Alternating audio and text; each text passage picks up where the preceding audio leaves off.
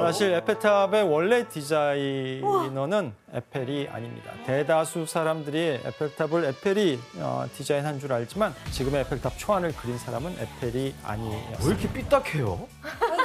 아니, 삐딱하게 생각하라니까요. 나 소름 돋았어. 어떻게 에펠이 아닌. 모르고 있었어요? 몰랐어요. 아니 근데 훈장을 에펠이 탁 받고 네. 당시 에펠은 설계회사, 건축회사를 운영하고 있었는데 이 회사에 소속된 3명의 건축가가 있습니다. 이 3사람이 합작해서 처음에 내놓은 아이디어가 에펠탑의 디자인이었습니다.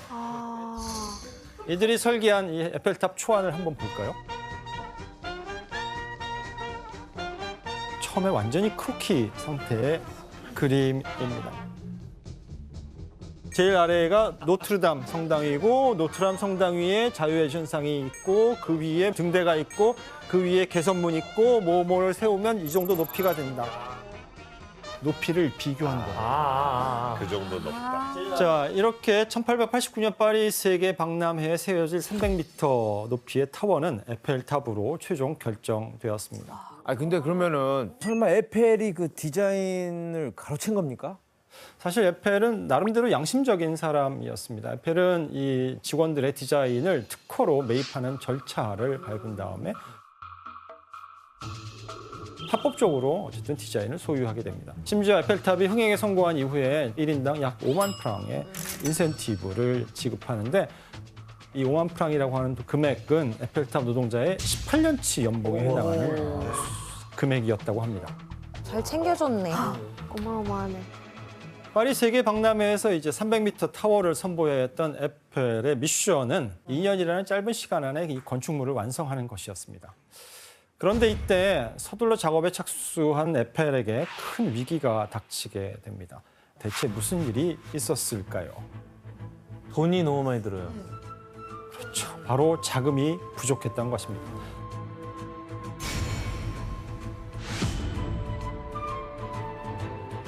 당시 에펠탑의 자금을 해결하기로 했던 그 박람회 조직위원회는 과연 이 에펠탑이 대중적으로 성공할지에 대해서 확신을 100% 갖지는 못한 상황이었거든요. 그래서 에펠에게 공사 대금을 직접 해결하라고 통보합니다.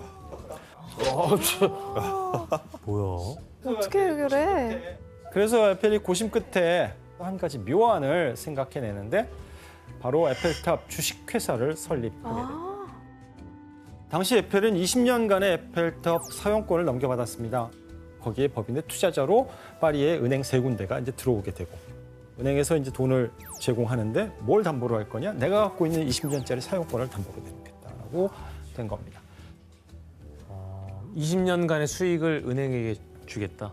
애플한테 가니까 그 그거를 대출을 갚는 거죠. 갚겠다. 네, 네. 그렇죠. 그런데 에펠이 이렇게 건설 자금 문제를 해결하고 나서 해결하고 얼마 지나지 않아서 전혀 예상하지 못한 위기가 또 찾아오게 됩니다.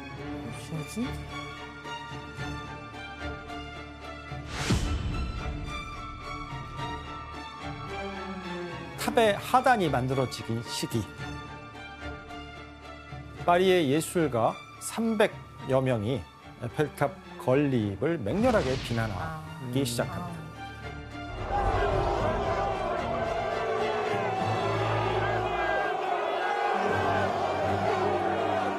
그런데 문제는 이 비난에 나선 사람들이 당대 이름만 대면 알만한 영향력 있는 예술가들이었다는 점입니다. 프랑스의 사실주의 작가이자 소설 귀거리로 유명한 모파상, 그다음에 프랑스 최고의 인기 소설가였던 에밀 졸라, 그리고 오페라 아베 마리아를 작곡한 샤를 구노와 같은 영향력 있는 예술가들이었다는 점입니다. 심지어 이들은 에펠탑을 비난하는 선언문을 일간지에 게재하는데 당시 기사를 함께 보겠습니다. 이유가 나오나? 왜? 자, 프랑스 르덩이라고 하는 신문에 게재된 예술가들의 항의문입니다. 어떤 내용인지 한번 올리비아 씨가 읽어주시겠습니까? Nous venons, écrivains, peintres, sculpteurs, architectes, jusqu'ici intacts de Paris, protester de toutes nos forces, de toute notre indignation, au nom du goût français méconnu, au nom de l'art et de l'histoire français menacés, contre l'érection en plein cœur de notre capitale de l'inutile et monstrueuse Tour Eiffel. 그러면 여론몰이를 시작한 거네. 이게 예술가들이 비난하기. 네, 그렇죠. 네. 아무래도 이게 건축물이 이제 쎄다 보니까 보기에도 좀 안 예쁘고. 다 동조한 거예요? 네, 시민들도? 시민들도 거의 대부분 다 반대하기는 했어요. 네, 공사 초반의 모습입니다. 일단 지방 공사가 끝나고 나서 내 귀퉁이에서 이제 1층이 올라가는 모습인데 당시 이런 파리 분위기가 워낙 살벌해서 에펠도 상당한 부담감을 느꼈다고 합니다. 맞아요. 그리고 원래는 세계 박람회가 끝나면 모든 건축물들을 다 철거를 하거든요. 근데 유난히 에펠탑은 그냥 그대로 놔뒀어요. 그 이유는 그 20년 그 소유권 때문에 그거를 철거를 못한 거예요. 아, 원래 철거를 해야 되는구나. 그렇죠. 근데 그 얘기를 서민들이 듣고 더 불만이 많아진 거죠. 어떻게 이런 계약을 할 수가 있었나. 교수님, 그럼 에펠은 이런 사람들의 비난과 뭐 논란 이런 걸 어떻게 해결했어요? 근데 에펠은 논란의 정면으로 이제 맞섭니다.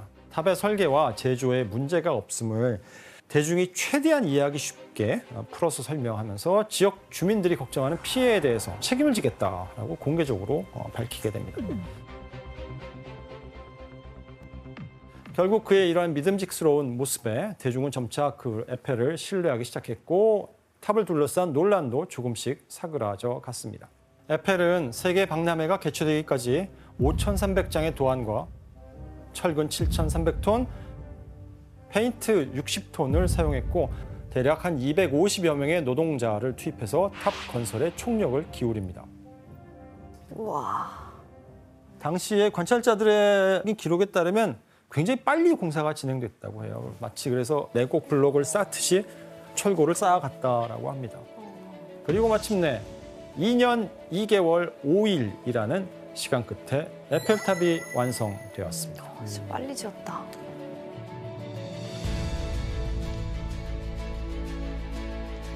(1889년 5월 15일) 파리 세계 박람회의 개장과 함께 드디어 에펠탑의 위용이 드러났습니다. 와.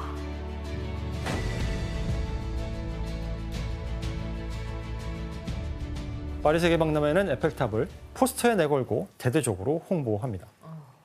그 당시에 세계에서 가장 높았던 건축물이잖아요. 뭘 깎아주는 거예요, 진짜로? 네. 리덕션.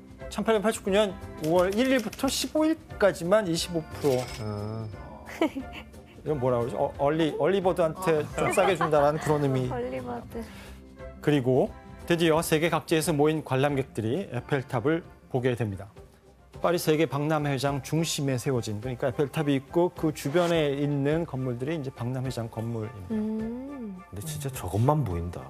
그러니까 다른 거. 다른 건축물은 에펠탑은 공개와 동시에 첫 주에만 한 3만여 명의 관람객이 몰렸다고 해요.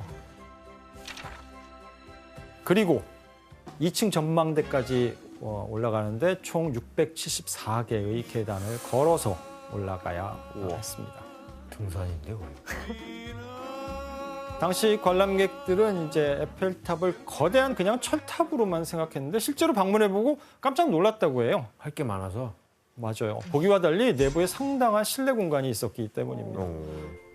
개장 당시에는 여기에 무슨 러시안 레스토랑, 그다음에 영미식 술집을 비롯해서 250석 규모의 카바레 극장까지 들어섰다고 합니다. 아, 지금은 저게 이제 다 없어졌어요? 지금은 올라가면 이제 식당이랑 커피숍에 있고